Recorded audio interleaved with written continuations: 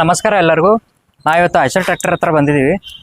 So ಇಲ್ಲಿ ಒಂದು ಚಿಕ್ಕದಾಗಿ ಟ್ರ್ಯಾಕ್ಟರ್ ನೋಡ್ತಾ ಇದ್ದೀವಿ ನಾವು. ಸೊ ಇದ್ರ ಬಗ್ಗೆ ಕಂಪ್ಲೀಟಾಗಿ ಡೀಟೇಲ್ಸ್ ಕೇಳೋಣ ಬನ್ನಿ. ನಮಸ್ತೆ ಸರ್. ಸರ್ ನಮಸ್ತೆ ಸರ್. ಅದೇ ಚಿಕ್ಕದಾಗಿ ಟ್ರ್ಯಾಕ್ಟರ್ ನೋಡ್ತಾ ಇದ್ದೀವಿ, ಇದ್ರ ಬಗ್ಗೆ ಸ್ವಲ್ಪ ಡೀಟೇಲ್ಸ್ ಆಗಿ ಹೇಳ್ತೀರಾ? ಸರ್, ಇದು ಚಿಕ್ಕ ಟ್ರ್ಯಾಕ್ಟರ್ ಅಂತಂದ್ರೆ ಸ್ಪೆಸಿಫಿಕ್ ಆಗಿ ಇದು ಏನೈತಲ್ಲ, ಹಾಂ ಇದಕ್ಕೆ ಆರ್ಚಿಡ್ ಟ್ರ್ಯಾಕ್ಟರ್ ಅಂತ ಹೇಳ್ತೀವಿ. ಹಾಂ ತೋಟಗಾರಿಕೆ ಒಳಗೆ ಜಾಸ್ತಿ ಯೂಸ್ ಆಗ್ತಕ್ಕಂಥ ಗಾಡಿ. ಹಾಂ ಸರ್. ಇದರ ಹೆಸರು ಸರ್? ಇದು ಐಶರ್ 188 ಅಂತ ಹೇಳಿ. ಹಾಂ ಈ ಗಾಡಿ ಏನೈತಲ್ಲ, ನಿಮ್ಗೆ 1 ಸಿಲಿಂಡರ್ ಟ್ರ್ಯಾಕ್ಟರ್ ಇದು. ಹಾಂ ಸೊ 18 HP ಕ್ಯಾಟಗರಿ ಬರುತ್ತೆ ಇದು. ಹಾಂ ಸೊ 18 to 20 HP ನೀವು ಇದನ್ನ ಯೂಸ್ ಮಾಡ್ಕೋಬಹುದು. ಹಾಂ ಓಕೆ, ಇದು ಆರ್ಚಿಡ್ ಟ್ರ್ಯಾಕ್ಟರ್ ಅಂತಂದ್ರೆ ನೀವು ಎಸ್ಪೆಷಲಿ ತೋಟದಲ್ಲಿ, ಚಿಕ್ಕು ತೋಟ, ದ್ರಾಕ್ಷಿ ತೋಟ, ಮಾವಿನ ತೋಟ, ಆಗ ಇದ್ರೊಳಗಡೆ ಗಿಡದ ಒಳಗಡೆ ಹೋಗಿ ಅಂದ್ರೆ ನಿಮ್ಗೆ ಸ್ಪ್ರೇಯರ್ ಮಾಡಕ, ಆಮೇಲೆ ಟ್ರೀ ಕಲ್ಟಿವೇಶನ್ ಮಾಡಕ ನಿಮ್ಗೆ ಇದು ಬೆಸ್ಟ್ ಯೂಸ್ ಆಗತ್ತೆ. ಬಟ್ ಅಪಾರ್ಟ್ ಫ್ರಮ್ ದಿಸ್, ಈಗೀಗ ರೈತರು ರೆಗ್ಯುಲರ್ ಆಗಿ ಯೂಸ್ ಮಾಡ್ತಕ್ಕಂಥ ರೈತರ ಸಹಿತ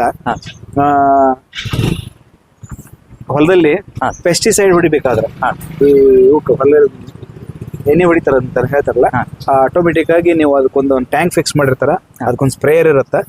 ಆ ಸ್ಪ್ರೇಯರ್ನ ಯೂಸ್ ಮಾಡಿದ್ರೆ ಆಲ್ಮೋಸ್ಟ್ ಒಂದು 15 ಲೈನ್ ಹೊಡ್ಕೊಂಡು ಒಂದು ಸ್ಟ್ರೆಚ್ ಅಲ್ಲಿ ನಾವು ಎಣ್ಣೆ ಹೊಡ್ಕೊಂಡು ಹೋಗ್ಬೋದು. ಓಕೆ, ಪ್ಲಸ್ ಇದನ್ನ ಫರ್ದರ್ ನಿಮ್ಗೆ ಬಿತ್ತಾಕ ಮತ್ತು ಎಡಿ ಹೊಡ್ಯಾಕಂತೇಳಿ ಯೂಸ್ ಮಾಡ್ಕೋಬಹುದು.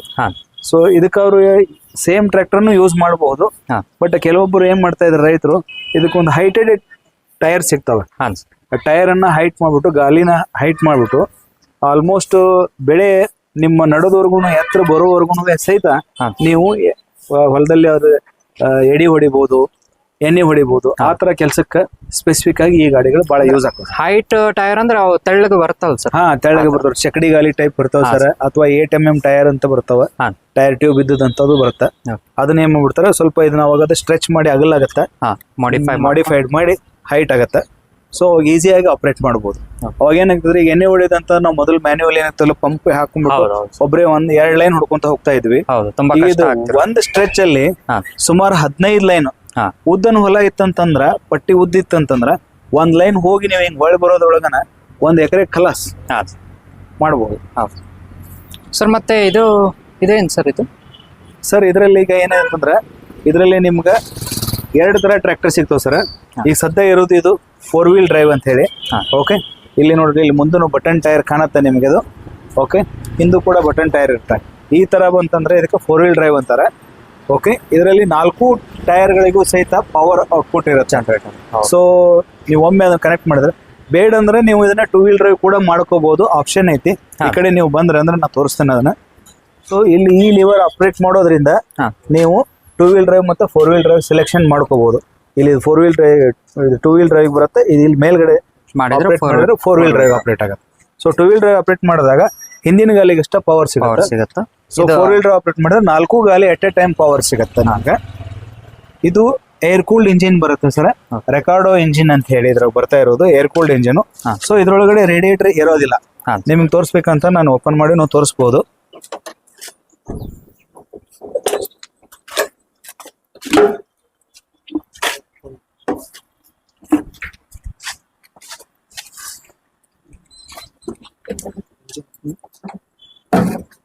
ಸೊ ಇಲ್ಲಿದೆ ನೋಡಿ ಸರ್, ಇದು air cooled engine, single cylinder engine. ಇಲ್ಲಿ ರೇಡಿಯೇಟರ್ ಬರಲ್ಲ ನಿಮ್ಗೆ. ಇದಕ್ಕೆ ನೀರ್ ಹಾಕ್ಬೇಕು, ನೋಡ್ಬೇಕು, ನೀರ್ ಮೇಂಟೈನ್ ಮಾಡ್ಬೇಕು, ಕೂಲೆಂಟ್ ಮೇಂಟೈನ್ ಮಾಡ್ಬೇಕು ಅನ್ನೋಂಥದ್ದು ಏನು ಇರೋದಿಲ್ಲ. ಸೊ ಇದು air cooled engine, single cylinder operated.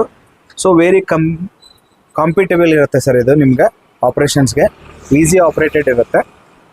ಹಂಗಂದ್ರೆ ಸರ್, ಇವಾಗ ಎತ್ತು ಮಾಡೋದ್ ಕೆಲಸ, ಆಮೇಲೆ ಮನುಷ್ಯರು ಏನೇನು ಎಫರ್ಟ್ ಆಗ್ತಿದ್ರಲ್ಲ, ಅದನ್ನೆಲ್ಲ ಕೆಲಸನ ಸ್ವಲ್ಪ ಕಡಿಮೆ ಮಾಡ್ದಂಗೆ ಆಯ್ತು ಈ ಟ್ರ್ಯಾಕ್ಟರ್. ಬಹಳ ಕಡಿಮೆ ಆಗತ್ರಿ. ಆಲ್ಮೋಸ್ಟ್ ನಿಮಗೆ 80% ಕೆಲಸನ ಕಡಿಮೆ ಆಗ್ಬಿಡತ್ರಿ.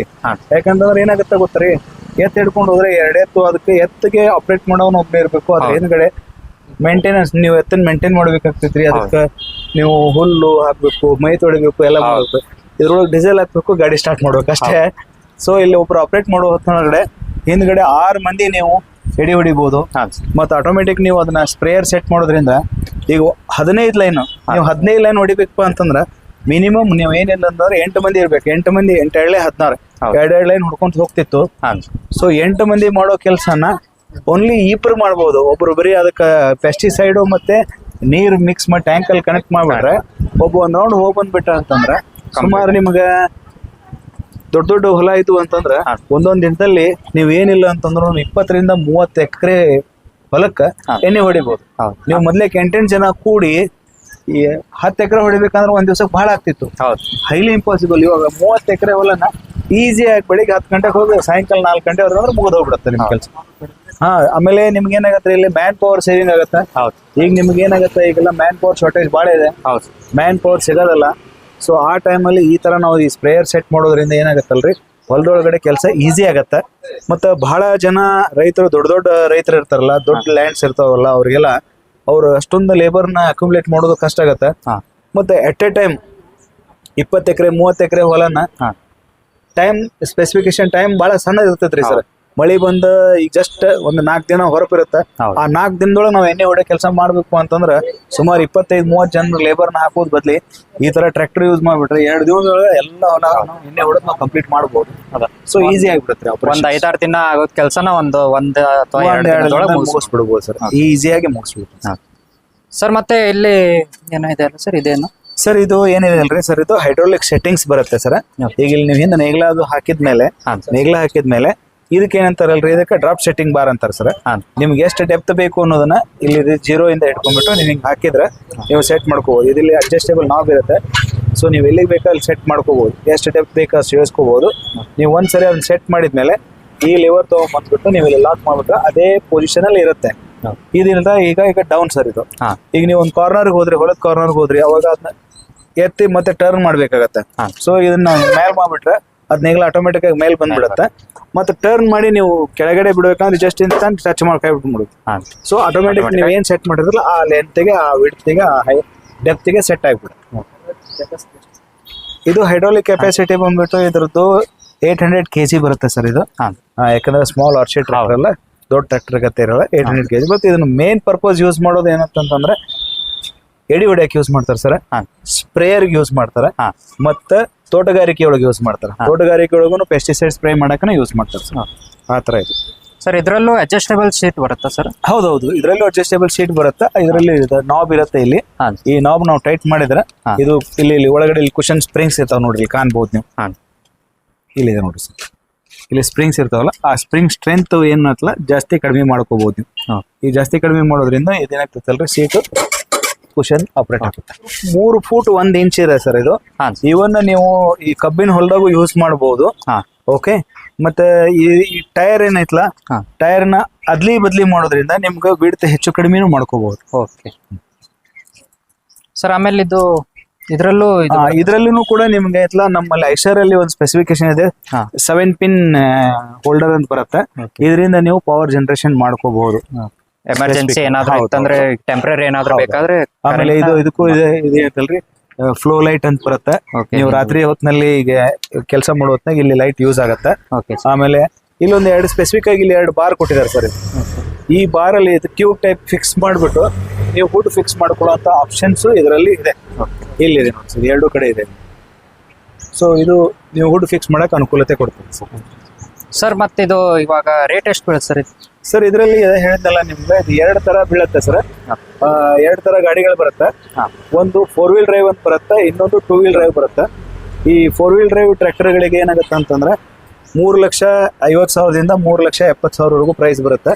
ಬಟ್ ಡಿಪೆಂಡ್ ಅಪಾನ್ ಅವತ್ತು ಏನಾದ್ರು ಆಫರ್ಸ್ ಇರ್ತಾವಲ್ಲ, ಕೆಲವೊಂದು ಕಂಪ್ನಿಯಿಂದ ಸ್ಕೀಮ್ಸ್ ಬಂದಿರ್ತಾವ, ಆ ತರ ಸ್ಕೀಮ್ಸ್ ಹಾಕಿ ಕಡಿಮೆಗೆ ಕಸ್ಟಮರ್ಗೆ ಆನ್ ರೋಡ್ ಪ್ರೈಸ್ ಕೊಡ್ತೀವಿ. 2 ವೀಲ್ ಡ್ರೈವ್ ಬೇಕಂತಂದ್ರೆ ನಿಮ್ಗೆ 3,500 ಒಳಗಡೆನೆ ಸಿಗ್ತಾವ. EMI ಆಪ್ಷನ್ ಇದೆಯಾ ಸರ್? EMI ಆಪ್ಷನ್ ಇದೆ ಸರ್. ಪಾರ್ಟ್ ಪೇಮೆಂಟ್ ನೀವು ಪೇಮೆಂಟ್ ಮಾಡಿದ್ರೆ ನಿಮ್ಗೆ ಲೋನ್ ಆಪ್ಷನ್ ಮಾಡ್ಕೊಡ್ತೀವಿ ನಾವು. ಓಕೆ. ಇಲ್ಲೇ ಶೋರೂಮ್ ಅಲ್ಲೇ ಶೋರೂಮ್ ಫೈನಾನ್ಸ್ ಎಲ್ಲಾ ಫೈನಾನ್ಸರ್ಗು ಟೈಪ್ ಇರುತ್ತೆ ಸರ್. ಕಸ್ಟಮರ್ಗೆ ಯಾವ ಫೈನಾನ್ಸ್ ಅಲ್ಲಿ ಅನುಕೂಲ ಆಗತ್ತೆ ಅನ್ನುವಂಥದ್ದು ನೋಡ್ಬಿಟ್ಟು ಅವರಿಗೆ ಯಾವ ತರ ಸ್ಕೀಮ್ ಬೇಕು, 3 ತಿಂಗಳಿಗೆ ಕಂತ್ ಬೇಕಾ, 6 ತಿಂಗಳಿಗೆ ಕಂತ್ ಬೇಕಾ, ಅಥವಾ ಸ್ಟ್ರಕ್ಚರ್ EMI ಅಂತ ಬೇಕಾ, ಇಂಟ್ರೆಸ್ಟ್ ರೇಟ್ ಕಡಿಮೆ ಅಂದ್ರೆ ಯಾವ ತರ ಇದು ಅವರು ಪ್ರೀಮಿಯಮ್ಸ್